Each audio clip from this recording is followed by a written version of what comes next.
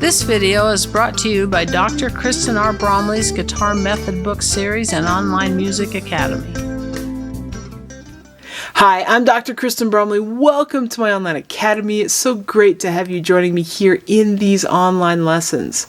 This is a Theory Thursday, so I'll be throwing out a little bit of fretboard theory here. Now, this is part 4 on this major scale. So we're unlocking the fretboard by understanding ways we can play the major scale, or a system for playing the major scale. This is so fundamental to understanding the fretboard and so much of what goes on in music. So in part 1, we worked on a single octave form of the major scale, and we learned how we can transfer that to other string sets. And then in part 2, we actually looked at ways we can shift up and down the neck. This is one example, playing with that major scale form.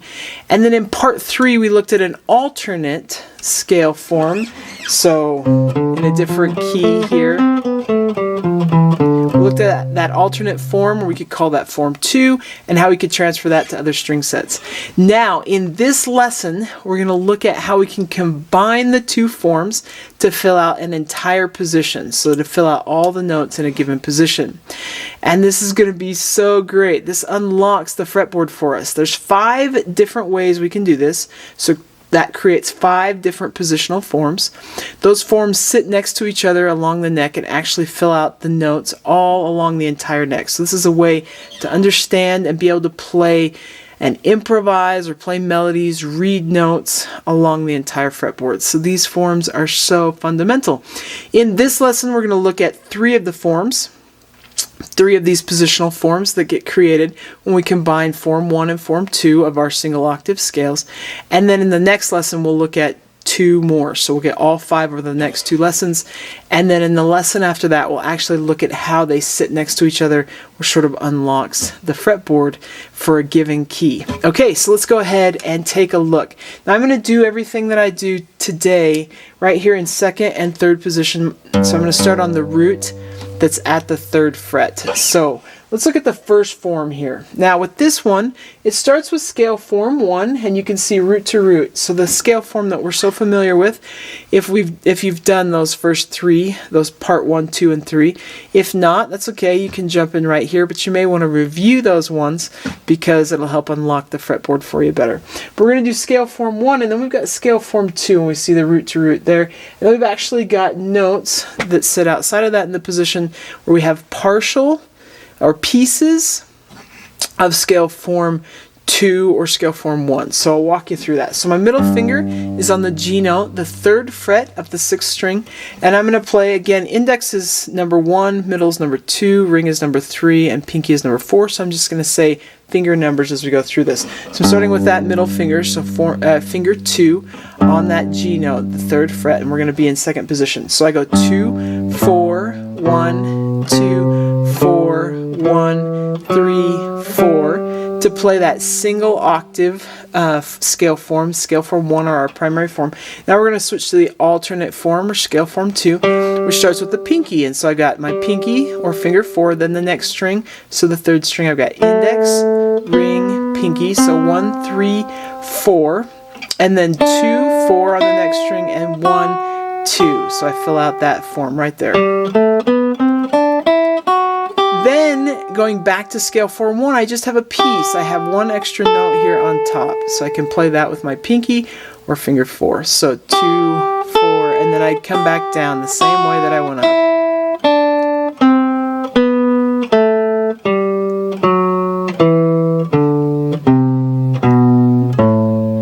And then I have 1 note that sits below. So once I get back to that low root, with scale form 2, I know I can go down and catch 1 more note there and come back. So a great way to work on these is to play from the lowest root to the highest note that's possible in the form, back to the lowest note that's possible in the form, so all the way down, and then back to the root.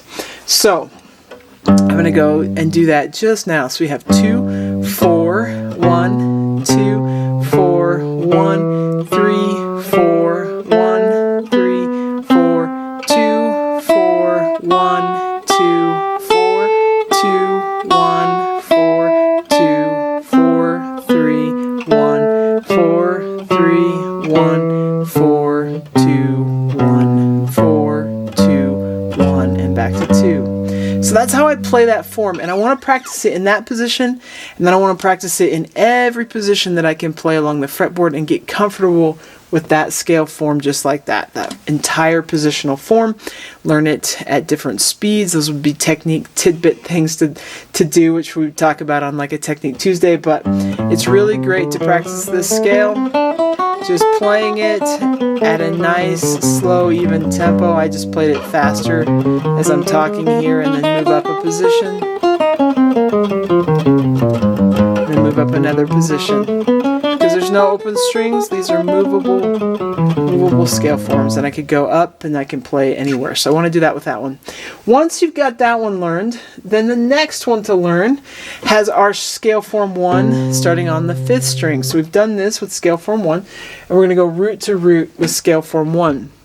The thing that makes this one a little bit challenging is that we only have pieces of scale form 2 on the lower end and on the upper end, and we've never really played those before. But I'm going to walk us through. We're going to stay right here in 2nd position until we have to shift to 3rd position. My middle finger is on that C note that's at the 3rd fret of the 5th string, so I'm going to go 2, 4, 1, 2, 4, 1, 3, 4, playing that primary form. Then to switch to scale form 2, just the piece of it we have on top, I have to take my index finger to the 3rd fret of the 2nd string, so I'm now in 3rd position, and then my ring finger, pinky, index, and ring, and then I come back down. And it's really great. You may want to just practice. Notice there that I collapsed my pinky back to the 5th fret of that 3rd string. But you may want to practice just playing that much of the scale as you're learning it. Then we come back down with scale form 1. When we get to the low root, to continue to the lower notes, we go right on down and back up with scale form 2, and this is just a piece of scale form 2 as well. So, but we have done this sort of motion before. Middle, index, and then I can do pinky, middle, or I could shift if I wanted to and grab with my ring finger, index, and come back up. I'm not going to do that just when I'm learning it, but alternate fingerings are really important to learn, because in music sometimes it fingers better one way or another depending on how we're actually playing a melody or an improv passage or something. So 2, 4, 1, 2, 4, 1, 3, 4, shift up, 1, 3, 4, 1, 3, 1, 4, 3, 1, then I shift back down, 4, 2, 1, 4, 2, 1, 4, 2, 4, 1, 2.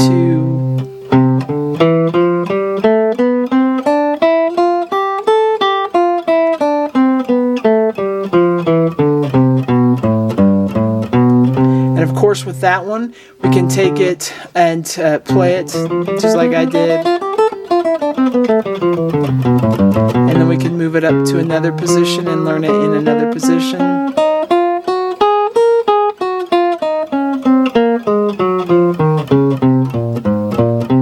And up to another position, and so on and so forth, in every position that's comfortable along the neck. So that's how that one works. Let's learn the third one. So the third one has our single octave scale form 1 starting on string 4. We just have one single octave or one complete octave of the major scale, and then we have a piece of scale form 2 above that and a piece of scale form 2 below that. So we'll take a look at it. My middle finger is on the 3rd fret of the 4th string, so that's an F note. So I'm going to start there with scale form 1, 2, 4, 1, 2, 4. We know with this string set that we have to shift up. So I'm now in 3rd position with my index and then ring and pinky. Now, to play the piece of scale form 2 that's on top, I start with my pinky there, and then on the top string I have 1, 3, 4. So we just have up to step 4. 1, 2, 3, 4. That's all we have of the scale, but I've got my pinky and then index, ring, pinky, ring, index, pinky. Coming back down with scale form 1.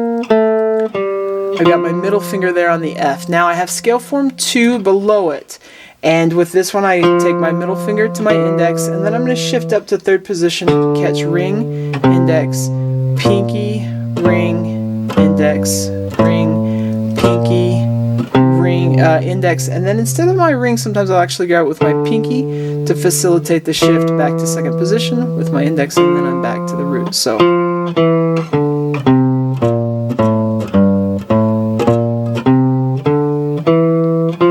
That whole thing, we have 2, 4, 1, 2, 4, up to third position, 1, 3, 4, 1, 3, 4, 3, 1, 4, 3, 1, shifting back down, 4, 2, 1, 4, 2, 1, 4, or ring, but you can also then grab index, however you're going to facilitate the shift here to third position, and then 4, 3, 1, 3, 4, 1, and I'm using my pinky here, and then I'm back.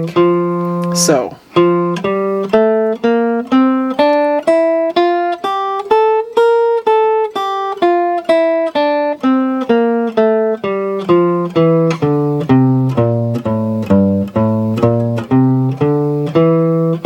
And that's how that form works, and of course I can move that up to other string or other frets.